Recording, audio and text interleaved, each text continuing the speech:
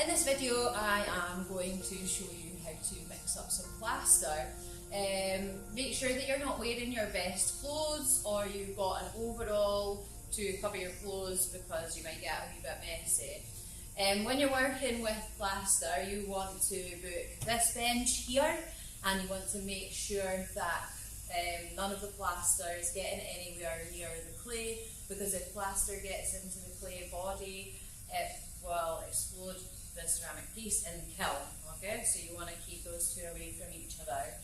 If you are susceptible to dust, working with plaster can be a little bit dusty, so you're probably going to want to wear a mask. This one's a P3 filter one. You can see it's got that little plastic circle inside.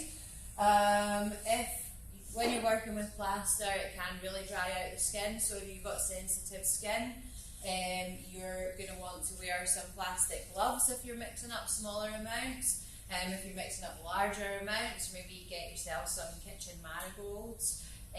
That's going to stop the plaster going into the glove. If you're mixing up smaller amounts, we've got these bowls here. They're flexible, so you can crack any unused plaster out and put it in the bin. If you're mixing up larger amounts, you're going to want to use these red buckets. Make sure that you've got everything prepared before you start working with the plaster. So you can see here, this is the mould that I have prepared, and I'm going to pour my plaster into it, and it's made of non-absorbent material, so that means the plaster isn't going to stick, it's going to release quite easily. In these bowls, I have filled up halfway with water. Make sure that the water is not warm, and the hotter the water is, the faster that it's going to set. The colder the water is, the slower it's going to set. You've got quite a short working window with plaster. Also, make sure that no plaster is going down the sink. That's the one really important thing to remember. If it goes down the sink, it's going to clog the drains, okay? So I've got my plaster here. If you're mixing up smaller amounts, you've got the rough guide up there for you to follow. You're going to want to add plaster to water and not the other way around, okay? So I've got my water prepared here, and I'm going to use this container to take the plaster and sprinkle it into the bucket. And I'm going to keep adding plaster until I get a sort of mountain forming in the water. So this is probably going to take more plaster than you think. When you fill up your container with water, remember to leave enough space for the plaster.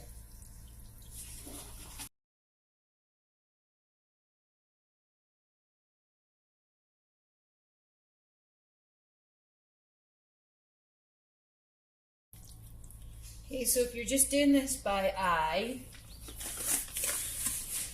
then now is the time. You can see this mountain starting to form in the water, so I know that I'm getting close to enough plaster in there. Just add a little bit more, and I think that that's almost there.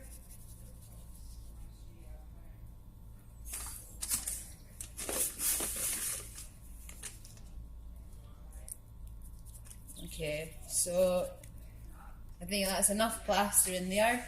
So I'm going to leave that now for a couple of minutes. So all of the plaster has now been absorbed. You can see that the mountain is sunk down in the middle there.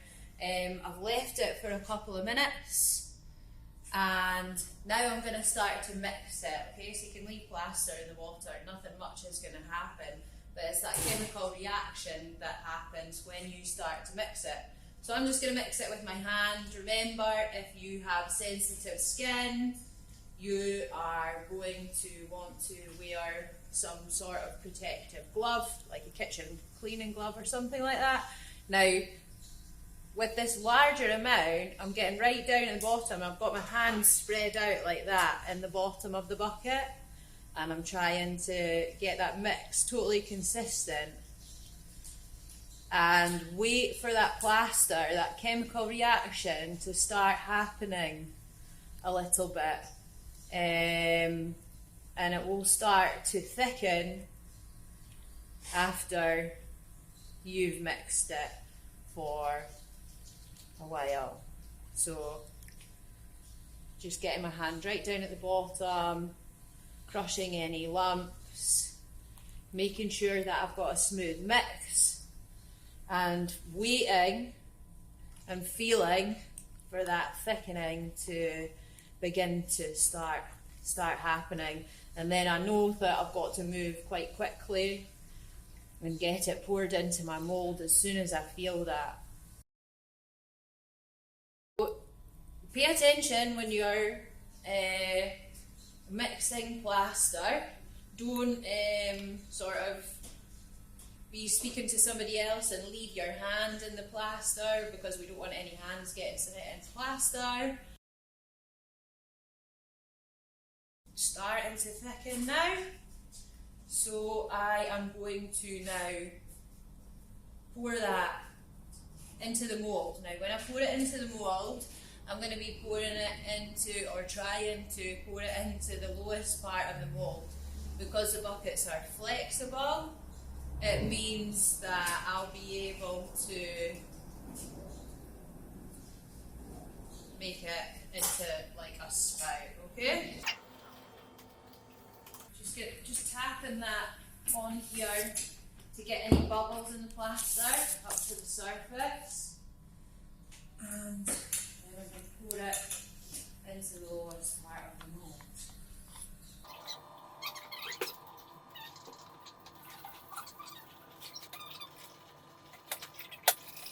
You can see in this part of the video that I am agitating the mould to make sure that any bubbles in the plaster come up to the surface.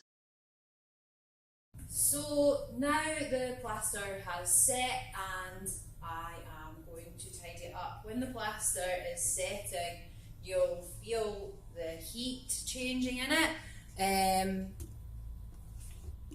You can also use what you've got remaining in here to know how the plaster is getting on in your mould. So if it's setting in here, if it's going off, then it's going off in your mould as well. So as I mentioned before, no plaster down the sink. And remember, we're using these flexible buckets, so I can easily just break out the plaster that's in there and put that into the bin.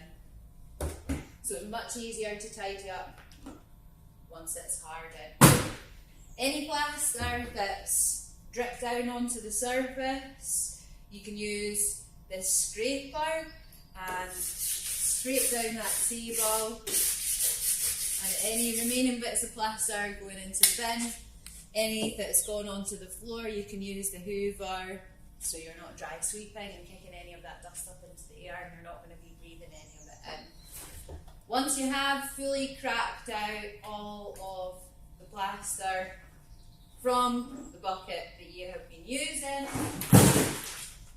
you can give that just a final scrub and a final clean in the sink, and then it goes back to where you want it. The final mould ended up looking like this, and it was used with clay to make this ceramic pot.